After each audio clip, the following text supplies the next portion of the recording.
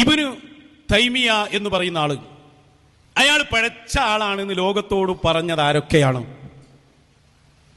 ഒറ്റ നൃത്തത്തിലിരുന്ന് നൂറുകണക്കിന് അഹ്ലുസുന്നയുടെ പണ്ഡിതന്മാരെ നമുക്ക് എണ്ണാൻ കഴിയും.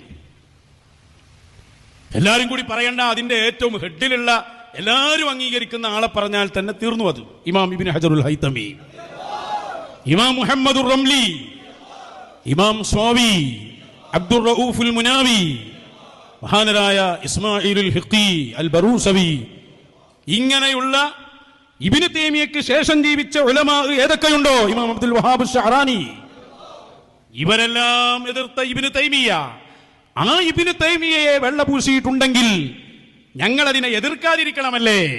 നിങ്ങളെ സംഘടനയെ ഭയപ്പെട്ട് തൽക്കാലം ആ പൂതി വേണ്ട. ബിദ്അത്തുകാരോട് സുലൈമാൻ ഉസ്താദ് എന്താ പഠിപ്പിച്ചേ? ബിദ്അത്തുകാരന്റെ കൈ പിടിച്ചാൽ തന്നെ സോപ്പിട്ട് കൈകളെന്നല്ലേ പറഞ്ഞേ? ഇത് ഏറ്റവും വലിയ ബിദ്അത്തുകാരനെ വാനോളം പുകഴ്ത്തി ബിദ്അത്തുകാരൻ തന്നെയായി മാറുകയാണ് ഇവിടെ. അതാ ഞാൻ പറഞ്ഞു, ഉസ്താദുമാരെ നിങ്ങൾ അതിലേക്ക് കൂട്ടണ്ട.